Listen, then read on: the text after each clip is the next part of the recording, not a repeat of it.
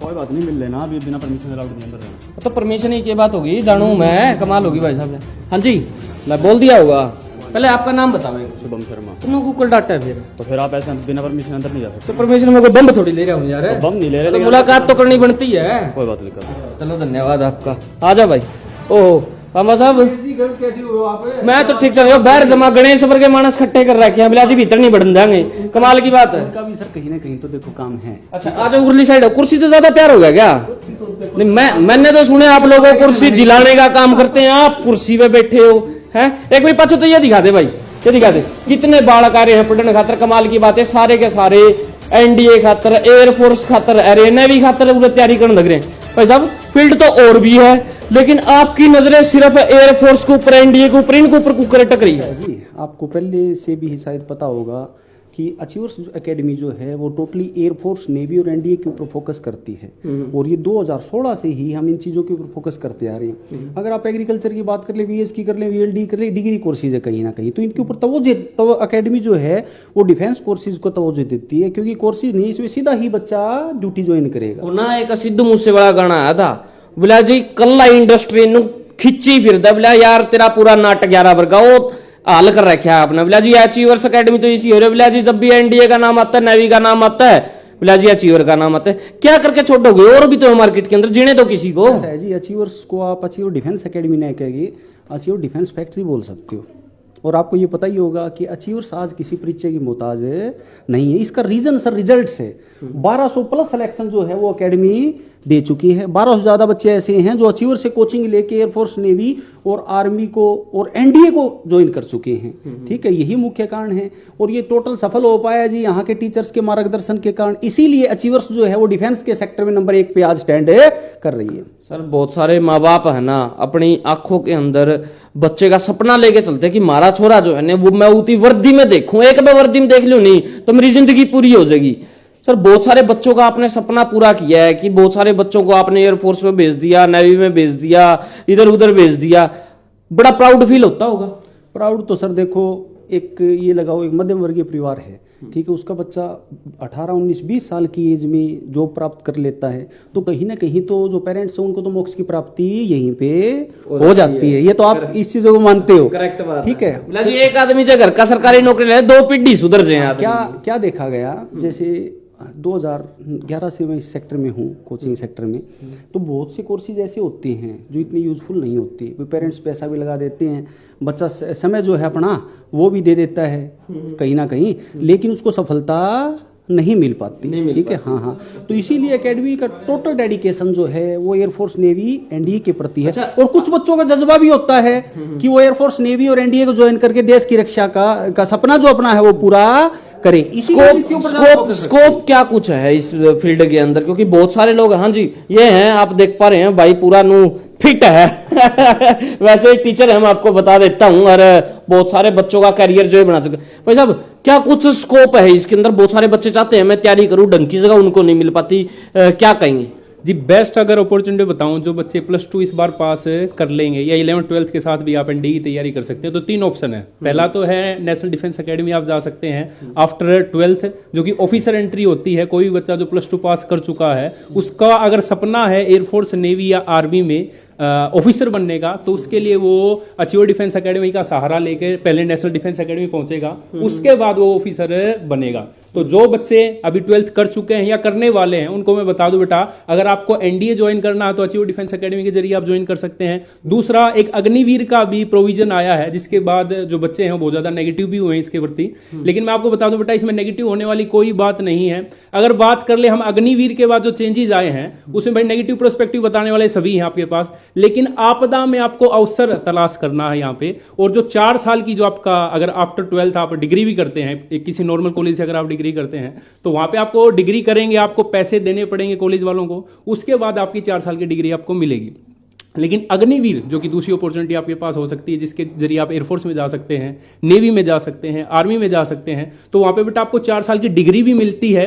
जो कि एयरफोर्स के जरिए मिलती है आपको, नेवी के अग्निवीर के बाद में रास्ते कई खुलते हैं, रास्ते कई ये खुलते चीज हैं। है। इसके अलावा मैं बता दूं, आपको डिग्री तो मिलेगी 4 साल की, उसके साथ साथ आपको सैलरी भी देते हैं वो। और जब आप 4 साल की डिग्री के बाद अगर वहां से अगर आपकी परफॉर्मेंस बेहतरीन है तो आपको आगे भी सर्विस करने का मौका मिलता है। उसके बाद अगर आप वापस आ भी जाते हैं, जो 25% वो पक्के हो जाएंगे, बाकी वापस आएंगे, उनको भी जो हरियाणा गवर्नमेंट की तरफ से 25% आरक्षण हरियाणा पुलिस में दिया जाने वाला है बहुत जल्द। बीएसएफ की बात कर लूं, उसमें 10%, कल न्यूज़पेपर में आया था कि सारे अग्निवीरों को अब 10% आरक्षण दे दिया गया है। सीआईएसएफ की अगर मैं बात कर लूं, वहां पे भी उनको 10% आरक्षण दिया गया है। मतलब कोई भी पैरामिलिट्री हो, पुलिस फोर्स हो, वहां पे हर जगह अग्निवीरों को, जो भी बेल्ट की जॉब है उसमें आने वाले समय में सिर्फ अग्निवीर ही होंगे जो कि भर्ती होंगे। उसके अलावा कोई भी ऐसा कैंडिडेट नहीं होगा जिसको मौका मिले, क्योंकि ये डिफेंस के जरिए, मान लो आप एयरफोर्स के जरिए, नेवी के जरिए वहां पे हाईली ट्रेंड है, ठीक है ना। तो यही उनको समझ गया आप जो कहना चाह रहे थे, जनता भी समझ गई। कहने का मतलब ये आंगली पकड़ लो, एक बारी पोचा आप पे थे जाएगा।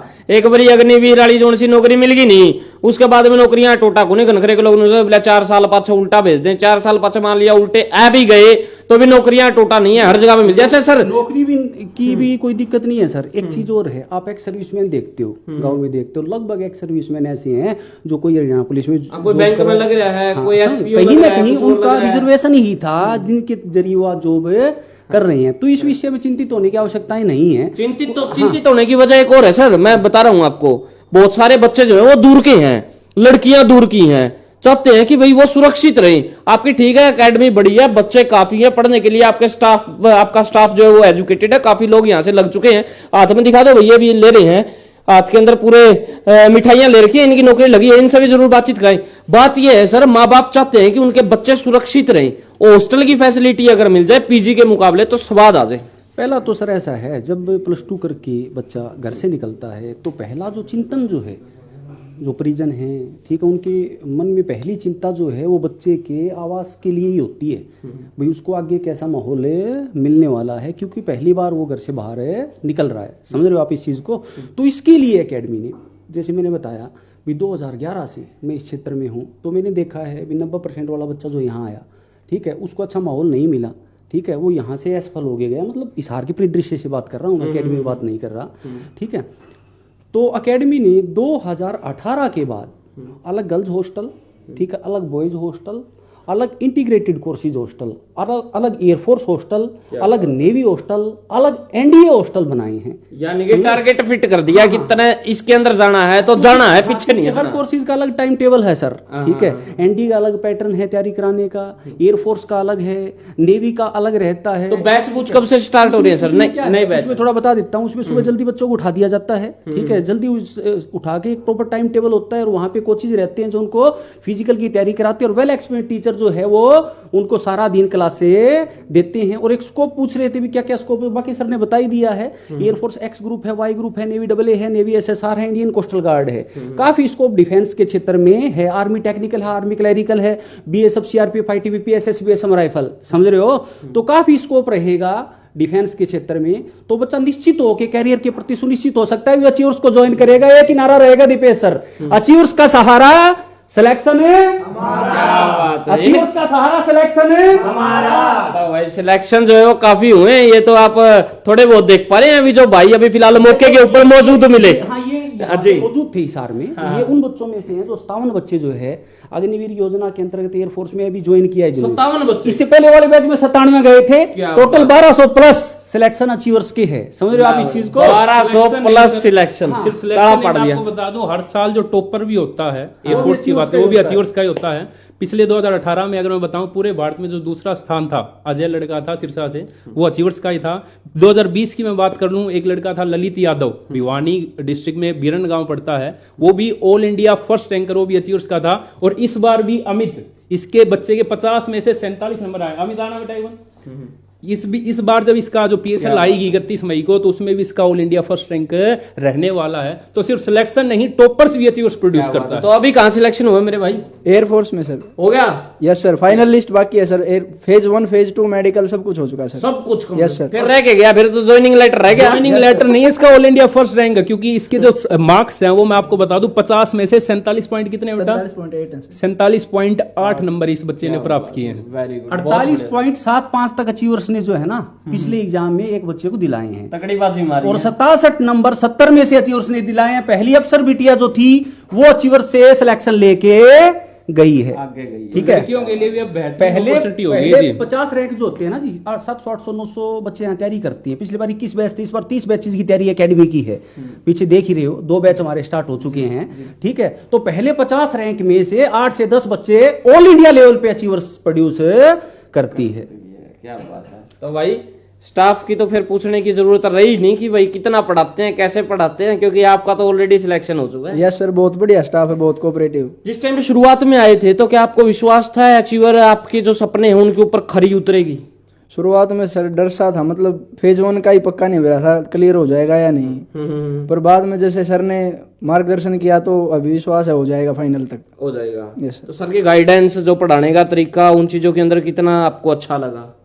बहुत बढ़िया स्टाफ है सर, कोऑपरेटिव, और मतलब एग्जाम ओरिएंटेड सिलेबस करवाते हैं बिल्कुल।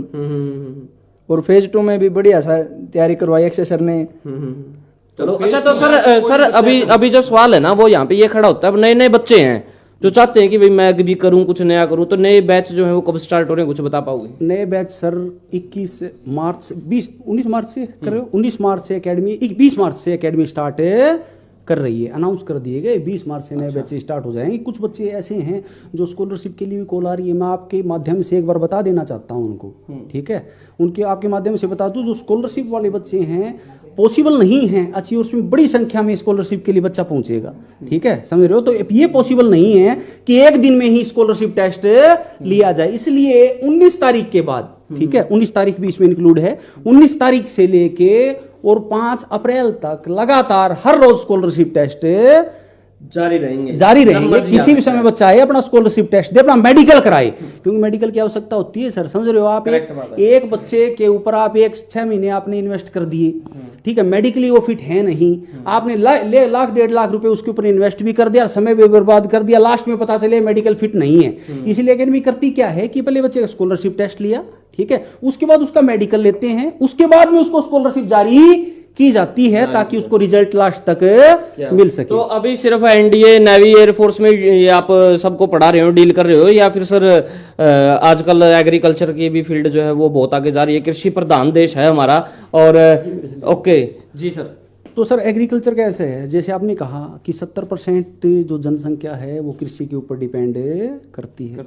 आज आप बैंक में ले लो, ठीक है, या गवर्नमेंट जॉब्स में ले लो, ठीक है, एग्रीकल्चर जो प्रोफेशनल जो है उनकी काफ़ी आवश्यकता है, ठीक है। इसी चीज़ को समझते हुए एकेडमी ने अलग कैंपस जो है वो सर्जित किया है, जो अजय बूरा सर के नेतृत्व में चल रहा है। बूरा सर है हमारे, जो एग्रीकल्चर की फील्ड में या डिफेंस की फील्ड में भी है, वैसे तो ये एग्रीकल्चर की फील्ड में इन्होंने काफ़ी रिजल्ट्स दिए हैं, ठीक है।